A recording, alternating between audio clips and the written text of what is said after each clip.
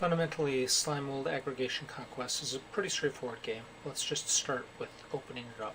So you double click on the .jnlp link that will come in a separate email, and you'll get the standard screen.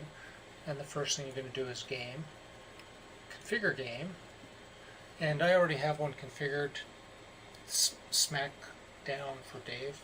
But obviously you wouldn't, so you'd click the new button in order to be able to start a new game. You're going to select SMAC from the drop down and fill in all the details. And if you've done it properly, you're going to have exactly this: SMAC down for the game name.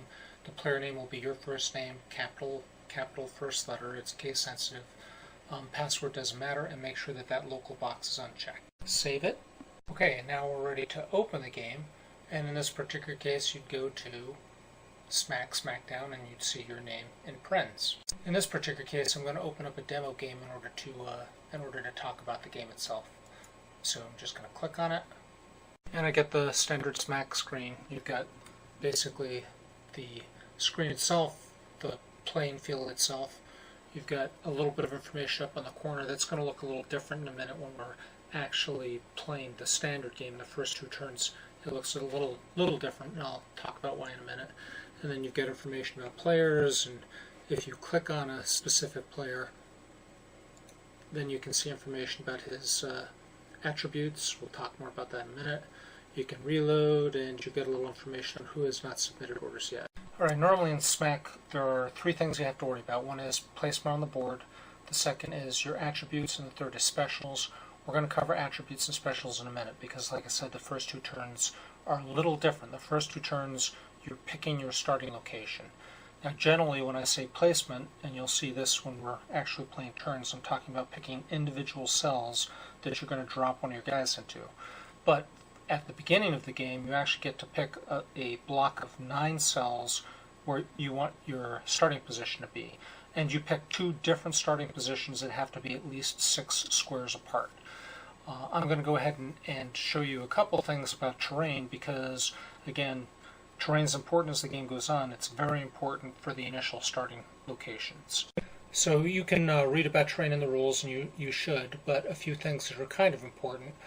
Number one, the off-white cells, the ones that are a little brownish, are the ones that are special terrain cells, and therefore there's something unusual about the way that you affect them. And in this particular case, the one that I've got centered right now is a valley and a plus. Now, a valley is a square that is easier to grow into, and it will cover growth rules when we get to the real game. The important thing to remember is, at least when you're starting, if you start next to one of these cells, you can grow into it before you actually even get to the point where you can start placing things like that. And a plus is important because a plus gives you an additional action point. Action points are the things that drive the entire game. Typically, you have to have a very large stack. We'll cover stacks a little bit more later. A very large stack in order to produce one full action point. A plus gives you one full action point from the get-go, so it's nice to grab those early on. These darker circles with the B in the corner, they're called base. They're kind of nice because they make it appear like you have an extra guy in your stack. If you have one guy in there, it looks like a 2. That gives you a little bit of production, makes it harder for people to attack. It's generally a good thing. Now you'll see a minus. The minus is kind of the reverse of the plus. Generally those are poor producers. That's not that important from the standpoint of you may still want to move through that square. Just important to remember that it'll never produce anything for you, so don't worry too much about stacking on it. And then the little up caret is a mountain hex. Mountain hex are harder to grow into, and that actually can affect you. Again, we'll talk a little bit more about that when we start playing the game. But for now, let's just pick a starting location. Okay, so true to my word, I'm going to pick a starting location that is going to give me that valley and plus next to where I actually place. Now, the 9 square place that you actually use as your starting position, there can be no special terrain there, so it's got to basically be 9 blank white boxes.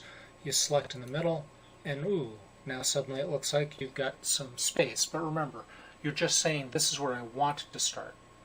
You can pick other locations if you so desire anywhere on the board, as long as it's basically got, again, no significant white space around it, or no terrain around it. you can basically pick as many starting locations as you want. You're only going to end up in one of them. And if other players basically pick your spot and get there before you, well, then you don't get that spot, obviously. And it is important to note that you can increase your probability of getting the spot by adding initiative. I'm going to click it here and you'll see I've gone down one and I've got one down here. That means I'm expending some of my starting points in order to give me a higher probability of getting the space that I want.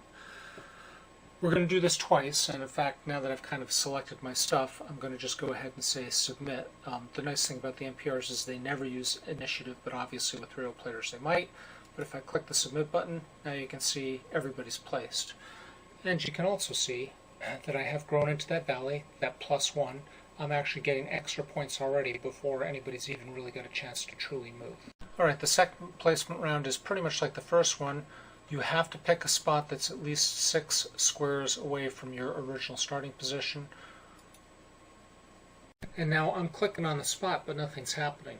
When you do an action you don't get the expected results, look in the lower corner, because normally it will tell you why your order is not taking.